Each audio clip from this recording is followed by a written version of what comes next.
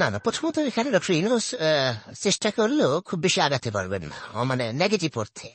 তাকে পজিটিভ অর্থে তিনি যদি আগান, তাহলে sky is the only limit, আকাশ হলো তার জন্য সীমা।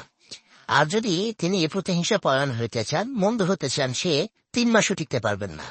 এ কারণ হলো তার যারা প্রতিপক্ষ হবেন, তিনি যদি মন্দ কাজ করতে চান আর সহযোগী হবেন, তার প্রতিপক্ষ হবে কারা? রাজনীতিবিদরা।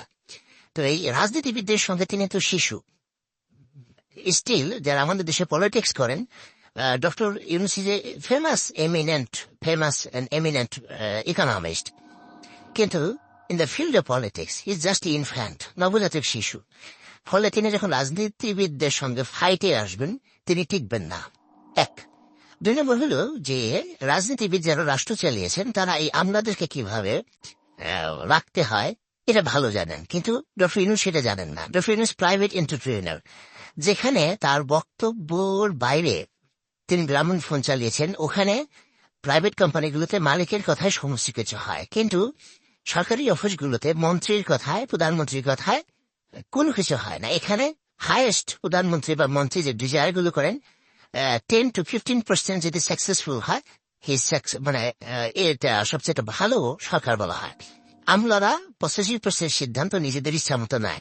এমনকি এই আন্দোলনের সময় যে গোলাগুলি হয়েছে, 15% সর্বোচ্চ ছিল পলিটিক্যাল ডিজায়ার, আর 85% যে ডিজায়ার গুলো হয়েছে, এগুলো মাঠে যারা ছিল আমলা কামলা, পুলিশ, আর্মি, তাদের ইচ্ছা বাস্তবায়িত হয়েছে। এখন ডক্টর ইউনূস যেহেতু তার এই 80-85 বছরের যে জীবন, তিনি অ্যাবসলিউট পাওয়ার ভোগ করে আসছেন প্রাইভেট কোম্পানিগুলো, তার কথার বাইরে কেউ যেতে পারেনি। কিন্তু এখানে তিনি যখন দেখবেন যে তার কথার উল্লেখ 15% হচ্ছে সর্বোচ্চ, আর বাকিগুলো ল্যাপস হয়ে যাচ্ছে, তো ওটা দীর্ঘমেয়াদে তার জন্য ভীষণ রকম খারাপ পরিণতি ডেকে নিয়ে আসবে। না, প্রথমত যে আমার ডিজায়ার অ্যান্ড ড্রিম, সেটা হলো এই সরকার একটা ইতিহাস তৈরি করুক এবং বাংলাদেশে যেন তারা অমরত্ব লাভ করে। ডিজায়ার এবং ড্রিম এই কারণে যে এই সরকার আসার পেছনে দেশের 18 কোটি মানুষের যে শ্রম, তাদের যে দোয়া এবং তাদের যে কর্মযজ্ঞ, তাদের মধ্যে আমিও একজন। আমি হয়তো গুম হইনি, কিন্তু আওয়ামী লীগ সরকার কর্তৃক যে কোনো সময় আমার গুম হওয়ার সম্ভাবনা ছিল। আমাকে হয়তো ঠিক ওইভাবে গুলি করে মারেনি, কিন্তু আমার গাড়িটা ভেঙে দেওয়া হয়েছে, আমার বাড়িটা গুড়িয়ে দেওয়া হয়েছে।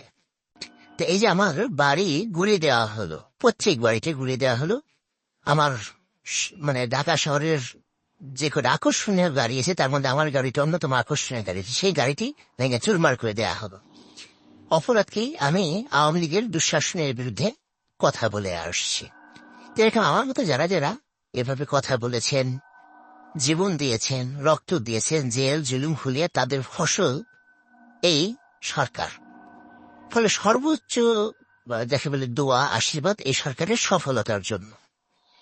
কিন্তু সরকার গঠিত হওয়ার পর আজকে আপনি যে ইন্টারভিউটা নিচ্ছেন, আজকের দিন পর্যন্ত আমি একটা সিঙ্গেল জিনিস দেখিনি যার মধ্যে আশ্বস্ত হওয়া যায়, নতুন করে স্বপ্ন দেখা যায়। এখন তো আমি দোয়া করছি, কিন্তু দোয়ার বাইরে প্র্যাকটিক্যালি তাদের কর্মকাণ্ড দ্বারা আমি নিশ্চিত হব যে এই সরকার ভালো করতে পারবে, সাস্টেন করতে পারবে এবং দেশ জাতিকে ভালো কিছু দিতে পারবে। এটা এখনো পর্যন্ত টিল নাও আমি এর কোন লক্ষণ দেখিনি। আচ্ছা, তাহলে আগামী বাংলাদেশ কেমন হবে? আপনি কি শঙ্কিত আছেন নাকি? না, এটা এখনো যথেষ্ট সময় আছে। এর কারণ হলো যারা আছেন সরকারে, তারা সবাই স্ব পেশায়, যাকে বলা হয় অত্যন্ত প্রাজ্ঞ, অভিজ্ঞ। আপনি সজীব জয়ের কথা চিন্তা করেন, জয়ের যে মেধা, যোগ্যতা, তো সেটা যখন তার মা ক্ষমতায় ছিলেন, সেটাকে আমরা ভিন্নভাবে দেখেছি।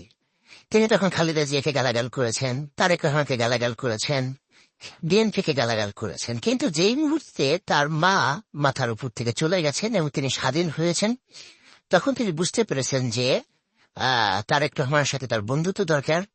খালেদা জিয়াকে বন্দী করে রাখাটা কোনো অবস্থাতে ঠিক হয়নি, এবং বাংলাদেশে আওয়ামী লীগ এবং বিএনপি ছাড়া কোনো দল নেই। এখন যারা আসছেন ক্ষমতাতে 17 জন, তাদের একটা মানে এই কয়েকদিন একটু বাসর সব মানে দেখা গেল ক্ষমতায় যাওয়ার যে বাসর সংক্রান্ত যে আনন্দ থাকে পুরুষ এবং নারীর জীবনের প্রথম যে বাসর রাত, এরকম একটা অনুভূতি তাদের মধ্যে কাজ করে এবং তখন তাদের কাছে পৃথিবীর অন্য কোনো খবর থাকে না, কেবলই মাত্র স্বামী স্ত্রীকে পেতে চায়, স্ত্রী স্বামীকে পেতে চায়।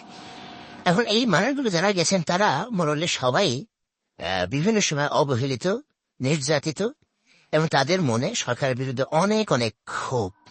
তো যেই মুহূর্তে তারা এই ক্ষমতার চেয়ারে বসেছেন সঙ্গে সঙ্গে ওইটা রিভার্স হয়ে গেছে এবং এই যে তাদের অতীতের যে আওয়ামী লীগের দ্বারা ক্ষতিগ্রস্ত হয়েছেন, মারাত্মকভাবে ক্ষতিগ্রস্ত, অপমানিত হয়েছেন, লাঞ্ছিত হয়েছেন, আদিলুর রহমান থেকে শুরু করে আসিফ নজরুল, রেজওয়ানা, এরপরে ডক্টর মোহাম্মদ ইউনূস, সবাই কিন্তু ক্ষতিগ্রস্ত হয়েছেন। এমনকি এই যে ফরিদা আপা মানে যেটা ওনার ওয়াইফ, যেটা আমাদের ফরহাদ মাজাহারের ওয়াইফ, ওনারাও কিন্তু ক্ষতিগ্রস্ত হয়েছেন। ফরহাদ মাজাহারের উপর যে নির্যাতন হয়েছে বাংলাদেশে কল্পনাই করা যায় না। তো যাই হোক, এই মানুষগুলো এই যখন 3-4 দিন 5-6 দিন চলে যাবে, 1 সপ্তাহ চলে যাবে, তখন আমি মনে করি যে তারা রিয়েলিটিটা বুঝতে পারবে যে আসলে তাদের কি করা উচিত, কাদের পরামর্শ নেওয়া উচিত, কাদের পরামর্শ নেওয়া উচিত না, কাদেরকে রাখা উচিত, কাদেরকে রাখা উচিত না।